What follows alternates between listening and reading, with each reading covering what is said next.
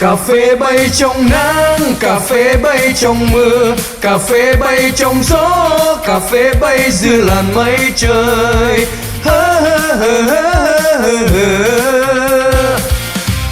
Mùi hương bay trong nắng, mùi hương bay trong mưa, mùi hương bay trong gió, mùi hương bay giữa làn mây trời. Khát khao tình yêu đôi, Cà phê bay lên cao, mùi hương thơm ngọt ngào. Cà phê bay lên cao, cho tình yêu dạt dào. Giữa trời cao, ngôi sao tỏa sáng. Cà phê bay lên cao, cho tình anh dạt dào. Cà phê bay lên cao, cho tình em ngọt ngào. Bay cao, bay mãi tình anh và em.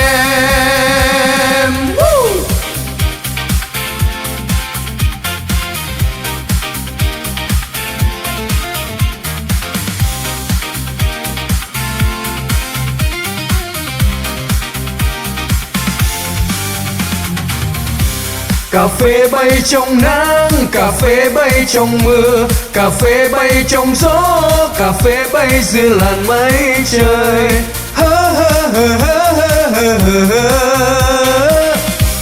Mùi hương bay trong nắng, mùi hương bay trong mưa, mùi hương bay trong gió, mùi hương bay giữa làn mây trời. Khát khao tình yêu đôi, Cà phê bay lên cao, mùi hương thơm ngọt ngào. Cà phê bay lên cao, cho tình yêu dạt dào. Giữa trời cao, ngôi sao tỏa sáng. Cà phê bay lên cao, cho tình anh dạt dào. Cà phê bay lên cao, cho tình em ngọt ngào. Bay cao, bay mãi tình anh và em.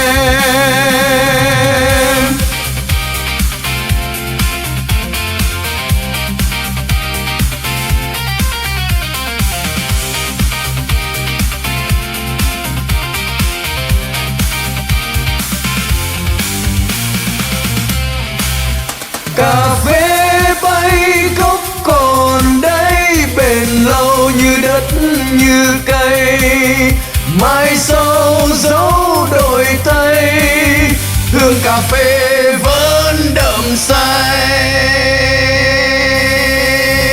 Cà phê bay, cà phê bay, cà phê bay.